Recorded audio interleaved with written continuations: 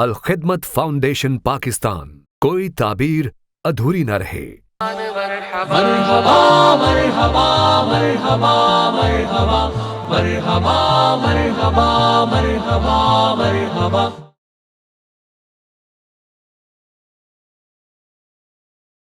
محترم ناظرین،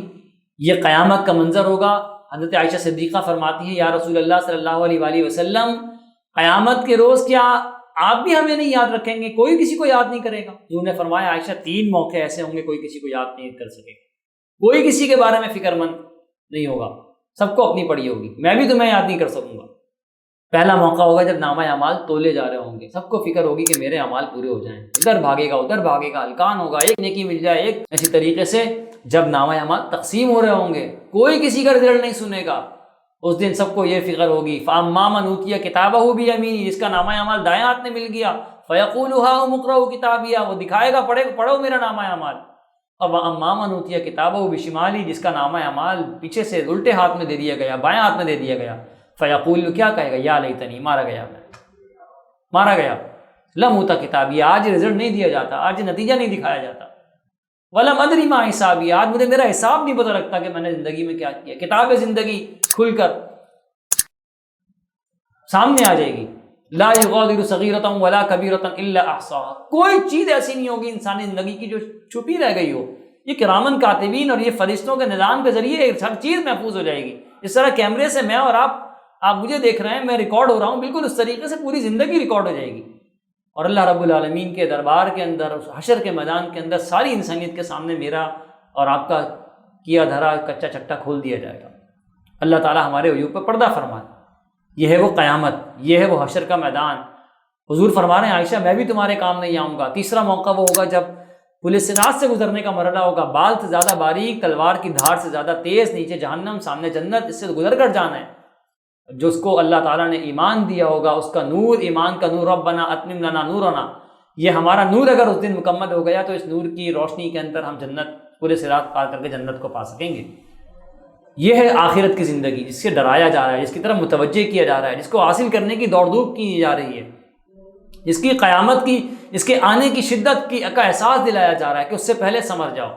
اور دنیا کے اندر اگر آنکھ بند ہو گئی قیامت سے پہلے تو اس وقت ہماری قیامت شروع ہو جائے گی۔ فرمایا جا رہا ہے، ان اللہ خبیر بما تعملون، اللہ تعالیٰ ہمارے سارے اعمال سے باخبر ہے جو کچھ ہم کر رہے ہیں۔ ولا تکونوا کالذین نسوا اللہ فانساہم انفسہم، فرمایا کہ ان لوگوں کی طرح نہ ہو جاؤ جنہوں نے اللہ کو بلا دیا، اللہ تعالیٰ نے ان کی اپنے ذات انہیں بلا دی۔ یہ بڑا اہم پیغام ہے جو یہ قرآن مجید کی آیات دے رہی ہیں کہ دنیا کے اندر جن لوگوں نے دنیا کا مال، دنیا کی شہرت، دنیا کی عزت، اس سب کو حاصل کرنا، کیریئر، بزنس، یہ حاصل کرنے کے پیچھے دوڑ دھوپ لگ گئے، اسی دوڑ دھوپ میں کھپ گئے، دین کو ایک طرف چھوڑ دیا۔ عقل اللہ کی استعمال کرتے ہیں، ہاتھ اللہ کا استعمال کرتے ہیں، ٹانگیں اللہ کے استعمال کرتے ہیں، چلتے اس سے اللہ کے دیوی ٹانگوں سے ہیں، کھاتے اللہ کے دیے ہوئے منہ سے ہیں، ہضم اسی کے نظام سے کرتے ہیں، ساری صلاحیتیں سب کچھ اللہ کا لے کر بیٹھے ہیں اور اللہ کے خلاف زندگی گزر رہی ہے، اس کی مرضی کے مطابق ہی زندگی نہیں گزر رہی، کسی اور کو خوش کرنے میں، کسی اور کو راضی کرنے میں لگے ہوئے، جیے اور مردہ آباد اور زندہ آباد کے نعرے کسی اور کے لیے لگ رہے ہیں، کسی اور کے پیچھے، کسی اور کے نقش قدم پر چلا جا رہا ہے۔ تو جو اللہ کو دنیا کے اندر بلا دے گا، اللہ نے، انسانی تاریخ اس پر شاہد ہے، فرعون نے بلایا، اللہ نے بلا دیا، غرقاب کر دیا، نمرود نے بلایا، اللہ نے غرقاب کر دیا، تباہ و برباد کر دیا، قوموں کو تباہ و برباد کر دیا، پوری بستیوں کی بستیاں الٹ دی گئیں۔ قرآن مجید ہمیں متوجہ کر رہا ہے۔ ابو جہل، جس کے نام سے میں اور آپ واقف ہیں،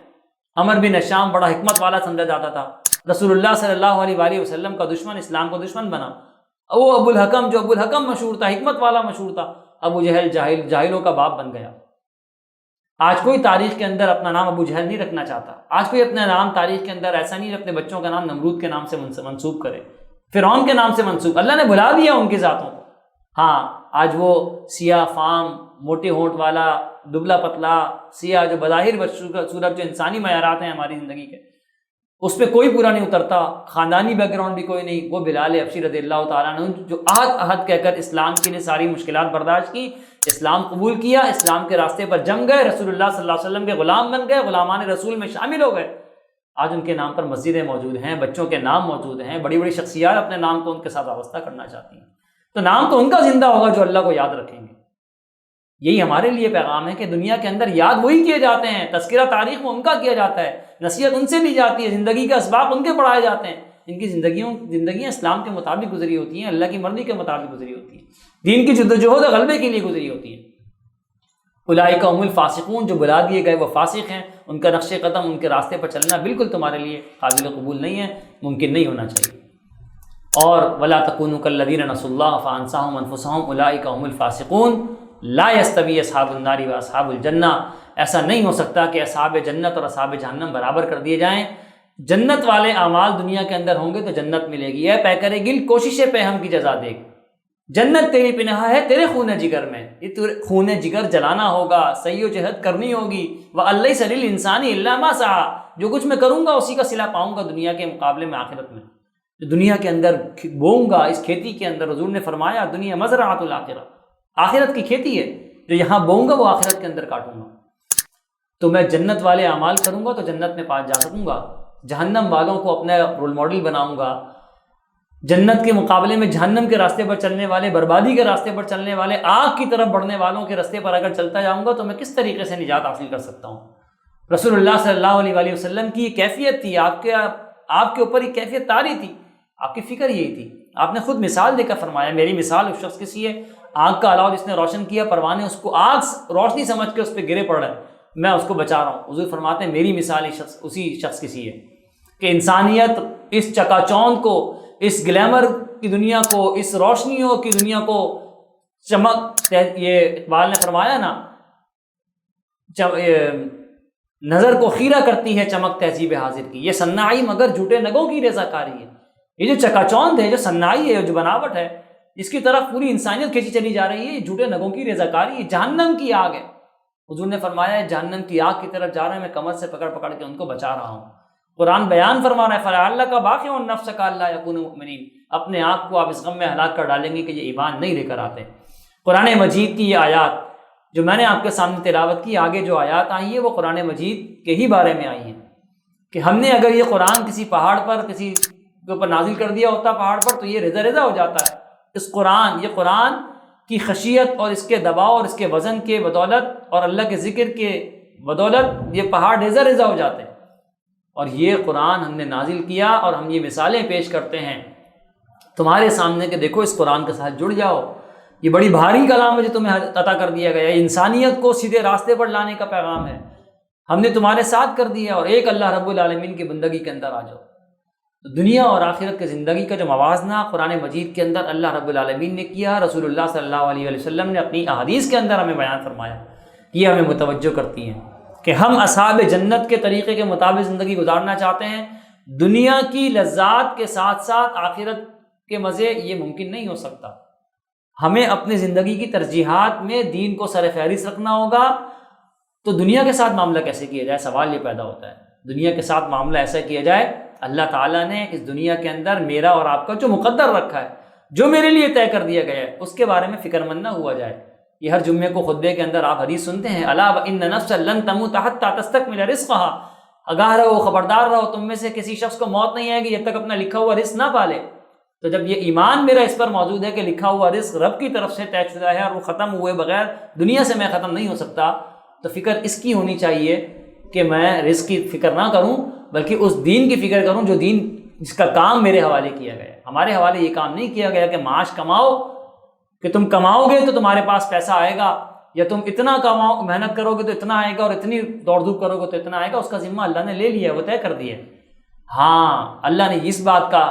یہ کام ہمارے سپرد ضرور کیا ہے کہ دین کا ابلاغ اور دین کا پھیلاؤ اور لوگوں کو دین کی طرف لانا، رب کی بندگی، انسانیت کو اللہ کی بندگی کی طرف لے کر آنے کی ذمہ داری ہمارے اوپر عائد ہوتی ہے،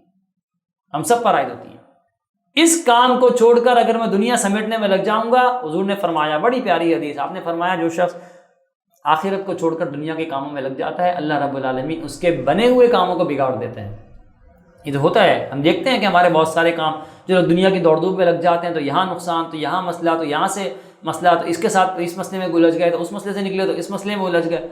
پھر فرمایا کہ میں اس کے اوپر محتاجی مسلط کر دیتے ہیں اللہ تعالیٰ،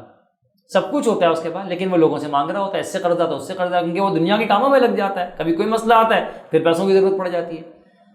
جو آخرت کو چھوڑ کے دنیا کی فکر میں لگ رہا ہے اللہ تعالیٰ اس کے اوپر محتاجی مسلط کر رہے ہیں۔ نبی کریم صلی اللہ علیہ وسلم فرماتے ہیں کہ جو دنیا کی فکر میں لگ جاتا ہے اللہ تعالیٰ اس کے بنے ہوئے کام بگاڑ دیتے ہیں اور اس کے اوپر محتاجی مسلط کر دیتے ہیں، اور دنیا اس کو اتنی ملتی جتنا اس کے مقدر میں لکھی جاتی ہے، اس سے زیادہ نہیں لے پاتا وہ، ساری دوڑ دھوپ کے نتیجے میں۔ اس کے مقابلے میں جو شخص دنیا چھوڑ کے آخرت کی فکر میں لگا رہتا ہے،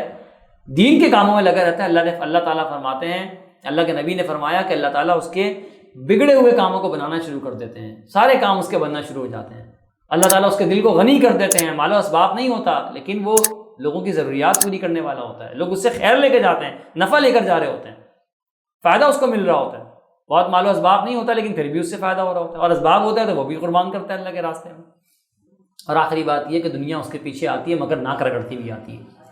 یہ ہے دنیا اور آخرت کا موازنہ۔ اور میرے محترم ناظرین، ہم نے اس دنیا کے اندر بطور مسلمان اللہ کے پاس سے یہاں آنے سے پہلے ایک ایگریمنٹ سائن کیا جس کا ذکر اللہ نے قرآن میں کیا، ان اللہ اشتری من المؤمنین انفسهم واموالهم بان لهم الجنہ۔ ہم نے اپنی جان اور مال کے بدلے جنت کا اللہ سے سودا کیا تھا اس دنیا میں آنے سے پہلے۔ تو معاملہ یہی ہے کہ اس دنیا کے اندر اسی جان اور اسی مال کو اس کے راستے میں کھپانا ہے تاکہ آخرت کے اندر وہ جنت جس کا ہم نے ایگریمنٹ کیا ہے، سودا کیا، جو ہمیں ملنی ہے وہ ہمیں حاصل ہو جائے۔ اللہ رب العالمین سے دعا ہے اللہ تعالی ہمیں جنت کا حقدار بنائے، جہنم کے عذاب اور اس کی ہولناکیوں سے اللہ تعالی ہماری حفاظت فرمائے، اللہ تعالی ہماری دنیا کے اندر سعادت کی زندگی ہمیں عطا فرمائے، اور آخرت کے اندر ہمیں جنت کا اصول اور اپنی رضا حاصل کرنا اور اس کی تمنا کرنے کی اللہ تعالی ہمیں توفیق عطا فرمائے۔ وآخر دعوانا الحمدللہ رب العالمین۔